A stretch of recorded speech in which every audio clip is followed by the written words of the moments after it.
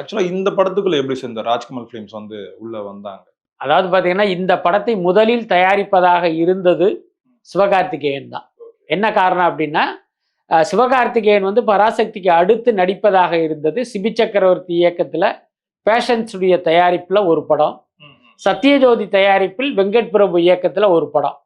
இப்போ இந்த பேஷன்ஸுடைய படத்தில் என்ன சிக்கல்னா, அவர் வந்து இந்த கோல்டு மைன் மணிஸுங்கிற ஒரு வட இந்திய விநியோகஸ்தரோட சேர்ந்து அந்த படத்தை பண்ணுறாரு. அவர் தான் ஃபண்டிங் அந்த படத்துக்கு. அவர் என்ன பண்ணிட்டாருன்னா, சிவகார்த்திகேயனுக்கு ஒரு அக்ரிமெண்ட் அனுப்புறாரு. அதில் பயங்கரமான கண்டிஷன்ஸ். அந்த கண்டிஷன்ஸை நீங்கள் சைன் பண்ணீங்கன்னா அவர் எப்போ வேணாலும் உங்களை லாக் பண்ணிடுவார்.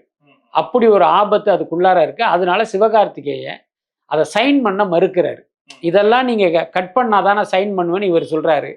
அவர் என்ன சொல்கிறாருன்னா, இல்லை இல்லை நான் தானே பணம் போடுறேன், இந்த கண்டிஷன்ஸுக்கு நீ உட்பட்டே ஆகணும்னு அவர் சொல்கிறாரு. இந்த பஞ்சாயத்திலேயே கிட்டத்தட்ட ஒரு 1.5 வருஷ காலம் நகர்ந்துருச்சு.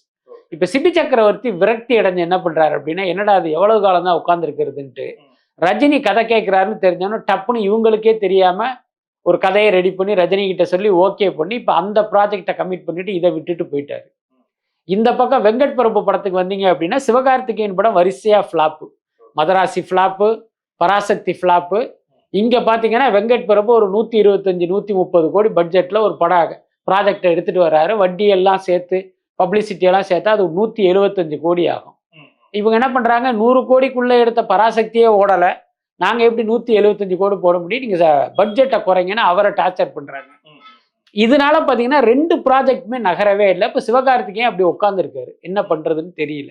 இந்த சூழ்நிலையில தான் இப்போ தாய் கிழவி படத்தை பார்க்குறாங்க. அது வந்து அவ்வளவு பிரமாதமாக இருக்குது. இந்த இதில் இவர் வந்து அவருக்கான ஒரு கதையை சொல்கிறாரு. இப்படி ஒரு வில்லேஜ் பேக்ரவுண்டில் ஒரு கதை இருக்கும்போது அவருக்கு பிடிச்சி போய் தானே தயாரிக்கிற மாதிரி தான் அந்த ப்ராஜெக்ட் மூவ் பண்ணுறாங்க. இதுக்கு இடையில என்னன்னா, அமரன் படம் ஹிட்டான உடனே ராஜ்கமல் என்ன பண்ணுறாங்க, சிவகார்த்திகேயன் கிட்ட அடுத்த படத்துக்கான ஒரு டேட் அவங்க கேட்குறாங்க. இவர் நம்ம பண்ணுவோம்னு சொல்லியிருந்தாரு.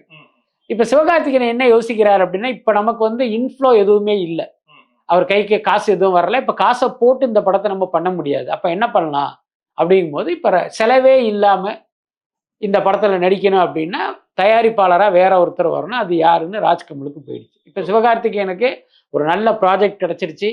தன்னுடைய கை காசு போட்டு அந்த படத்தை எடுக்க வேண்டியதில்லை, ஒரு ஹீரோவாக அவருக்கான சம்பளம் கிடைச்சிரும். ஸோ இதனால் இப்படி தான் அது ராஜ்கமல் கிட்ட போச்சு.